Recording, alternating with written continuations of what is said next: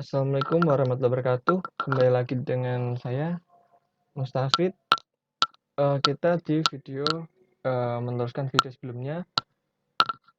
Pada video sebelumnya kita sudah membahas text processing dan TF-IDF. Selanjutnya kita membahas dimensional reduction dengan PCA dan juga clustering dengan K-means. Kita import library-nya terlebih dahulu untuk PCA, pandas, plotting, dan juga K-means. Langkah yang paling awal kita import datanya terlebih dahulu, itu data hasil TF-IDF. Nah, di sini udah import datanya, lalu kita buang bagian judul dan labelnya karena kita akan melakukan clustering. Nah, di sini kita mendapatkan df.shape 75 data dan 1924 fitur. Nah, karena fiturnya sangat banyak, kita memerlukan dimensional reduction dari PCA. Nah, di sini sebelum kita menentukan, kita melakukan PCA, langkah terlebih baik kita menentukan end komponen yang akan digunakan, end komponen terbaik. Jadi kita akan menjadi berapa fitur sih nanti PCA ini, hasil PCA ini. Nah, kita akan melihat fitur yang sekiranya terbaik. Nah, di sini kita menggunakan cumulative explain variance. Kita langsung panggil library-nya, kita print. Nah, di sini ada angka mulai dari 0 sampai ke 1. Nah, di sini kita lihat bahwa angka 1 ini merupakan yang terbaik. Jadi kita mereduksi dimensi tanpa kehilangan isi dari fitur-fitur tersebut. Nah, kita ambil yang 1. Mendapat angka 1 tapi dengan bagian yang paling kecil. Nah, di sini ada, ini kalau kita turutkan dari sini, ini harusnya ini urut. Jadi di sini ada 75 reduksi dimensi yang sudah disediakan, yang bisa 75 reduksi dimensi dan reduksi dimensi ke 74 itu di sini. Di yang bernilai 1 itu 74 dan 75. Jadi kita ambil reduksi dimensi end komponen terkecil supaya fiturnya menjadi hanya 74 dan isi dari fiturnya juga tidak hilang, yaitu cumulative expand variance-nya bernilai 1. Jadi ini yang terbaik. Selanjutnya kita melakukan proses reduksi dimensi dengan PCA dan end komponen sebanyak 74 yang seperti yang sudah kita cari di sini. Kita mencari yang terbaik yaitu end komponen 74. Nah, langsung kita transform. Kita fit transform. Nah, sudah kita mendapatkan 75 data dan 74 fitur. Yang tadi 1000 sekian fitur, sekarang menjadi 74 fitur. Kita dapat print hasilnya, atau langsung kita ini saja. Nah, seperti ini hasilnya.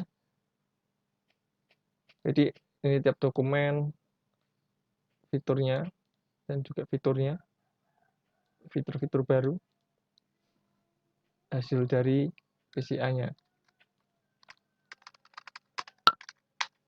Nah, setelah kita lanjut proses PCA selesai, kita lanjut ke clustering. Nah, proses K-means clustering sendiri ini menentukan titik-titik yang akan digunakan sebagai acuan untuk proses clusternya.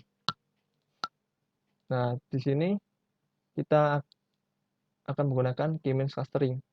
Sebelum kita lanjut ke proses clustering dengan menggunakan K-means, alangkah lebih baiknya kita menentukan clusternya terlebih dahulu.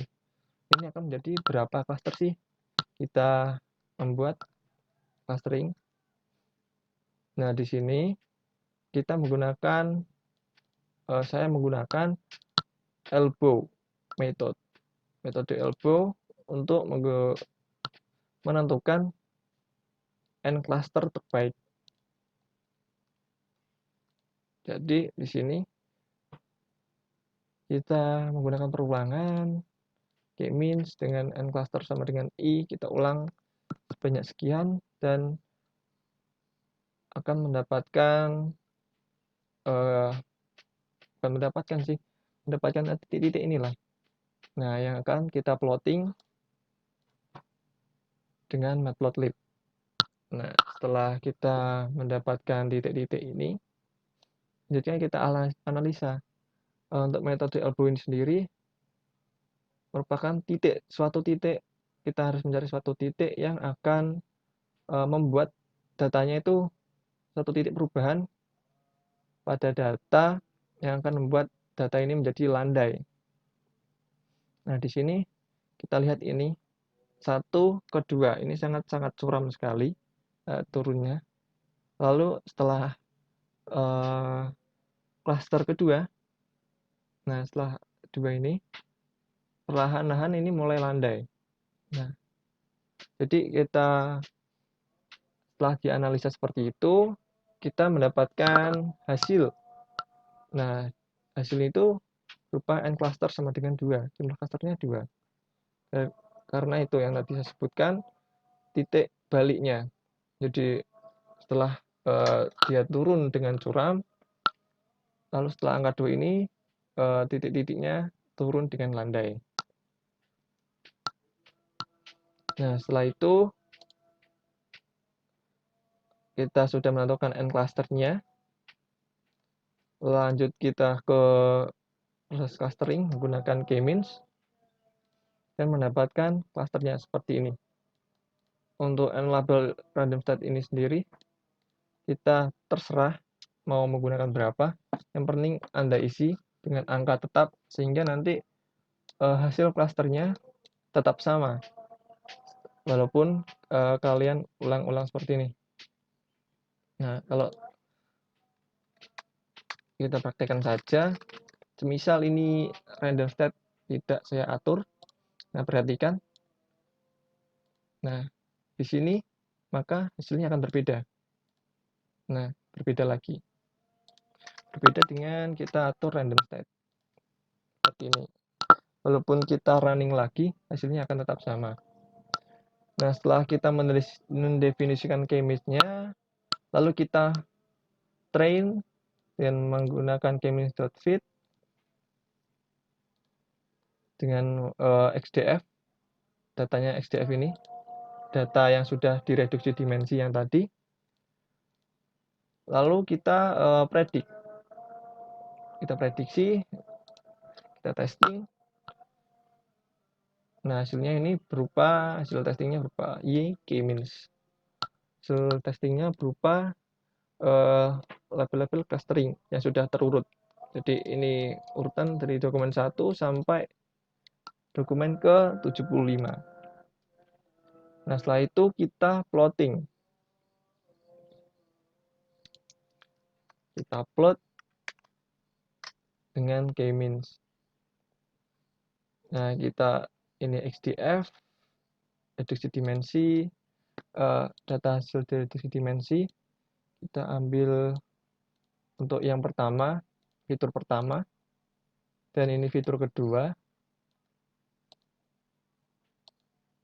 Dengan warna dari